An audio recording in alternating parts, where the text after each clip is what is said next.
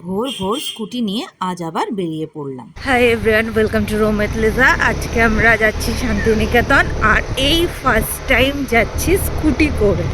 এখন বাজে 6:53। আজকে একটু লেট হয়ে গেছে যদিও বেরোতে।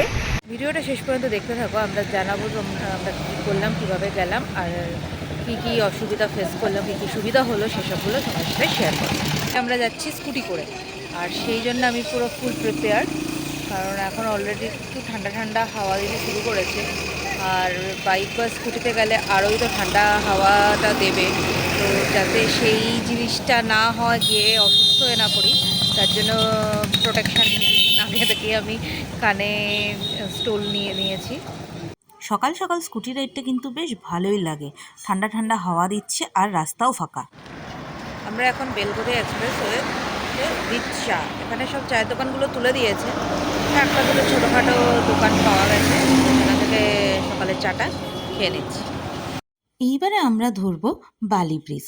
নিবেদিতা সেতুটা টোল রোড হওয়ার কারণে ওখানে টু হুইলার অ্যালাউ করে না, তাই আমাদের নিতে হচ্ছিল বালি ব্রিজ। আমরা একটা টি ব্রেক নিচ্ছি এখন, প্রায় 52 কিলোমিটার এসে গেছি, আর 115 কিলোমিটার্স আছে আমাদের শান্তিনিকেতন পৌঁছাতে। তোমাদের এখন দেখায় আমরা স্কুটিতে কীভাবে লাগেজ লোড করেছি। আমি এখানে ব্যাগ নিয়ে নিয়েছি, আমার জামা কাপড়, আর এখানে জলের বোতলও ঢুকিয়ে নিয়েছি, ঠান্ডা জলের বোতল, আর এখানে একটা লাগেজ আছে, এখানে একটা জলের বোতল নিয়েছি।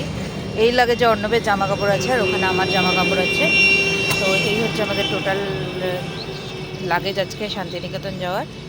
এখনও পর্যন্ত সেরকম কোনো অসুবিধা হয়নি, কষ্ট হয়নি, লাগেজও ঠিকঠাকভাবে আমরা লোড করে নিতে পেরেছি। একদিনের ট্যুরে জেনারেলি খুব বেশি লাগেজ হয় না।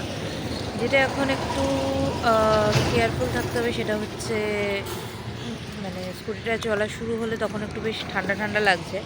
এখন বাজে সকাল 8:30, এখনও একটু ঠান্ডা আছে, তো সেই জন্য আমি পুরো স্টোল দিয়ে কানটাকে র্যাপ করে নিয়েছি যাতে ঠান্ডা না লাগে।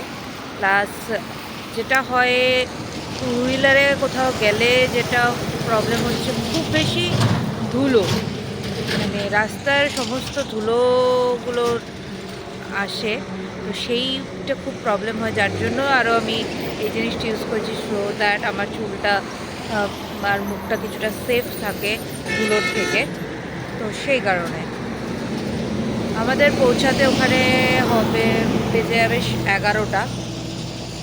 এবার দেখা যাক, 11টা তো বাজবেই, তার বেশিও হতে পারে, বেসড অন আমরা আর কটা হল্ট করছি, কতক্ষণ দাঁড়াচ্ছি তার উপরে।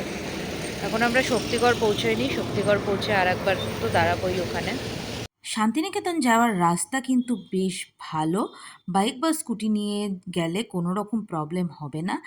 90% রাস্তা আমরা খুব ভালোই পেয়েছি, কিছু জায়গায় রাস্তার কাজ হওয়ার কারণে রাস্তা খারাপ ছিল। আমরা চলে এসেছি শক্তিগড়, এখন এখান থেকে একটু ব্রেকফাস্ট করে নেব, আর মোটামুটি 70 কিলোমিটার্স মতো আছে। শক্তিগড় ল্যাংচার জন্য ফেমাস। আমরা এই ল্যাংচা নগর থেকেই সকালের ব্রেকফাস্টে নিয়ে নিলাম কচুরি আর তরকারি। টেস্টটা কিন্তু বেশ ভালোই ছিল।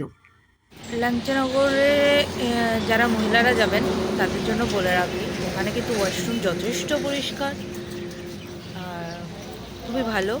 তো আপনারা কখনো শান্তিনিকেতন আসলে লাঞ্চানগর দাঁড়াতে পারেন, আর ওয়াশরুমের দরকার হলে এইটা তো আসতেই পারেন, কারণ আমি এই জায়গাটা দেখলাম ওয়াশরুমটা খুব পরিষ্কার। আমরা ব্রেকফাস্ট করে নিয়ে আবার স্টার্ট করলাম, আর আমরা কোথাও হল্ট করব না। এবার আমরা ডিরেক্ট পৌঁছাবো আমাদের হোটেলে। হোটেল এবার আমরা বুক করেছিলাম হোটেল রয়্যাল বেঙ্গল। হোটেলের ডিটেল রিভিউ ভিডিও আমার চ্যানেলে আমি দিয়ে রাখবো, তোমরা সেখান থেকে ডিটেলসে দেখে নিতে পারো। হোটেলে চেক ইন করে লাঞ্চ সেরে নিয়ে আমরা আবার বেরিয়ে পড়লাম দুপুর 3:30 নাগাদ। এখন আমাদের ডেস্টিনেশন হচ্ছে সোনাঝুরির হাট। আর বাইক নিয়ে আসলে একটা সুবিধা হচ্ছে, যে কোনো ছোট রাস্তা দিয়ে কিন্তু খুব তাড়াতাড়ি পৌঁছে যাওয়া যায়। আমরা পৌঁছে গেছি সোনাঝুরির হাট। আমাদের হোটেল থেকে সোনাঝুরির হাট আসতে লেগেছে 20 মিনিট মতো। যতবারই শান্তিনিকেতন আসা হোক না কেন, সোনাঝুরির হাটে আসতে যেন খুব ভালো লাগে। শান্তিনিকেতন আসা মানেই সোনাঝুরির হাট।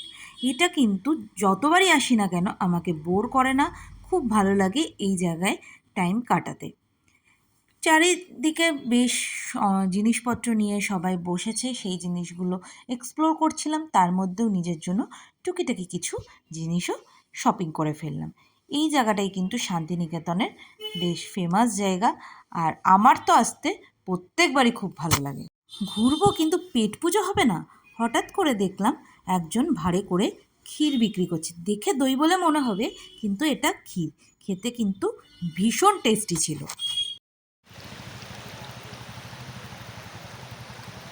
এখন এসছি কোপাই নদীর ধারে, জল একটুও নেই, যেটুকু দেখা যাচ্ছে সেই এইটুকুই জল।